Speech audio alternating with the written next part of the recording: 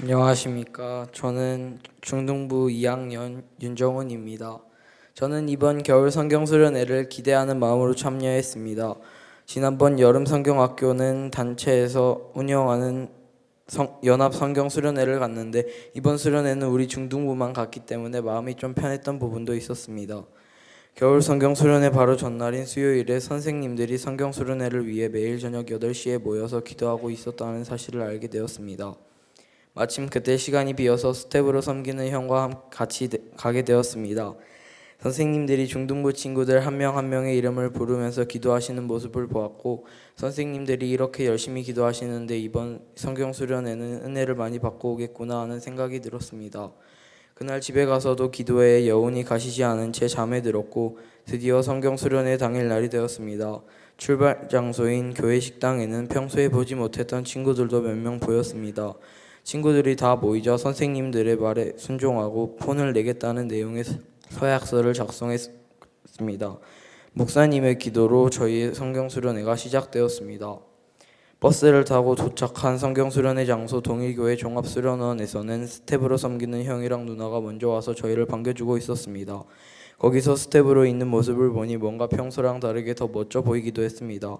건물 안으로 들어가자 이번 성경학교 주제인 여호와께 돌아가자라는 글씨가 크게 적힌 현수막이 보였습니다. 그제야 성경 수련회가 시작되었다는 것이 실감이 났습니다. 수련원에 도착한 후 다같이 예배당에 모여 조를 짜고 점심 식사를 한 뒤 방을 배정받았습니다. 중간에 재미있는 레크레이션도 있고 영화도 봤습니다. 여러 가지 활동들을 마친 뒤에 드디어 기다리던 기쁨의 교회 담임 목사님이신 이요한 목사님의 설교를 듣는 시간이 왔습니다. 첫째 날 설교 제목은 우리가 왜 죄인인가였고, 말씀은 누가복음 15장 11절부터 32절까지 있는 돌아온 탕자에 관한 이야기였습니다. 목사님은 아버지의 재산 중 자신의 몫을 달라고 해서 떠난 둘째 아들을 중심으로 설교해 주셨습니다. 둘째 아들이 잘못한 점은 아버지의 재산을 가지고 먼 나라로 가서 탕진해서 돌아온 것이 아니라 아버지를 떠난 것이라고 설명해 주셨습니다. 당시에는 재산을 죽으면 물려주었기 때문에 아버지 보고 죽으라는 말을 한 것과 다름없다고 말씀하셨습니다. 그럼에도 아버지는 재산을 다 탕진하고 돌아온 둘째 아들을 보고 가장 먼저 달려가 목을 안고 입을 맞추고 잔치를 벌인 것처럼 하나님도 하나님과 관계를 단절하고 떠난 우리를 하염없이 기다리고 계신다고 하셨습니다. 목사님이 저희 눈높이에 맞춰서 설교해 주시고 재미있는 목사님의 경험 같은 것들도 섞어서 설교해 주셔서 재미있었습니다. 설교를 들은 뒤에 찬양을 한 곡 부르면서 기도회를 했는데 목사님이 찬양이 마치고 이 시간 진정으로 하나님을 만나고 싶은 사람은 나오세요라고 말하셨습니다. 아무도 나가지 않자 스텝으로 온 형이 먼저 나갔고 그제서야 저도 나갔고 다른 친구들도 나오기 시작했습니다. 기도를 하는 중에 목사님이 설교하신 말씀이 생각나서 그 말씀으로 기도드렸습니다. 하나님, 제가 하나님을 떠나서 죄송합니다. 이런 저이지만 하나님께 다시 돌아가길 원합니다. 라고 기도했습니다. 그러자 하나님께서 제게 기다리고 있었다 하고 말하시는 것 같아 눈물이 났습니다. 그러고는 내일은 더 많은 중등부 친구들이 하나님께 앞에 같이 나와서 소리내서 진심으로 기도하면 좋겠습니다. 라고 기도드렸습니다. 둘째 날 저녁 식사 후에 찬양 집회를 했습니다. 그날따라 찬양이 마음에 와닿았습니다. 특히 여호와께 돌아가자라는 찬양을 부를 때는 울컥했습니다.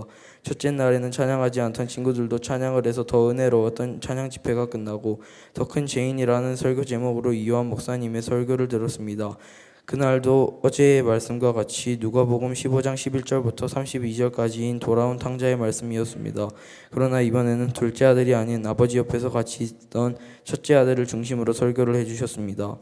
저는 제목은 더 큰 죄인인데 왜 아버지 옆에 있던 첫째 아들을 중심으로 설교한다고 하시지라는 의문이 들었습니다. 하지만 제가 몰랐던 사실을 목사님이 말해주셨습니다. 바로 첫째 아들도 재산을 받았다는 것이었습니다. 목사님께서 다시 말씀을 한번 읽어보자고 하셔서 다시 읽었더니 누가복음 15장 12절에 그 살림을 각각 나누어 주었더라고 적혀 있었습니다. 첫째 아들은 아버지 재산 중 자신의 몫을 받고도 아버지 옆에서 계속 편하게 일하면서 돈을 벌었으면서 아버지가 둘째 아들이 돌아온 것에 기쁨을 느끼고 잔치를 벌인 것을 못마땅하게 여겼던 것이었습니다.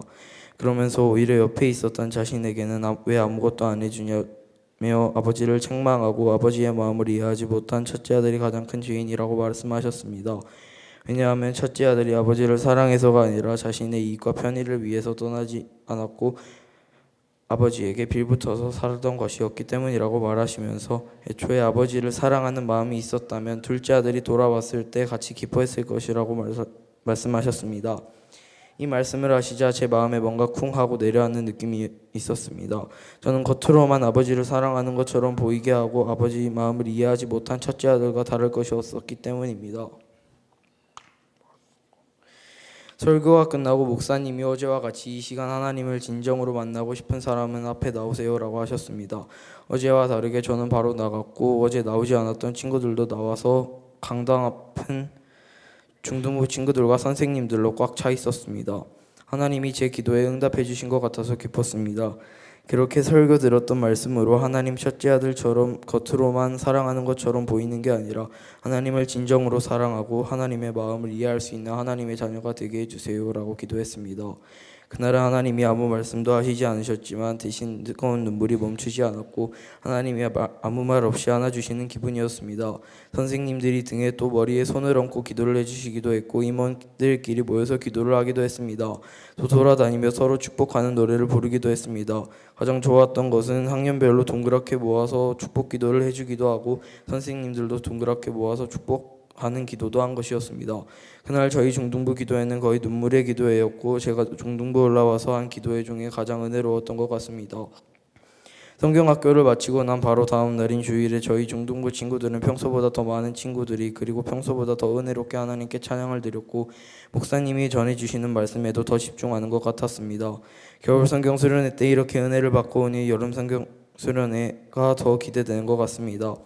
성경 수련회가 은혜로울 수 있도록 기도로 준비해 주신 권원신 목사님과 강은석 전도사님 그리고 선생님들께 감사드리고 저희가 무탈하게 성경 수련회를 갔다 올 수 있도록 기도해 주신 성도님들께도 감사드립니다. 성경 수련회 때 받은 은혜를 잊지 않고 계속 유지하면서 하나님의 자녀가 될 수 있도록 노력하는 제가 되겠습니다. 감사합니다.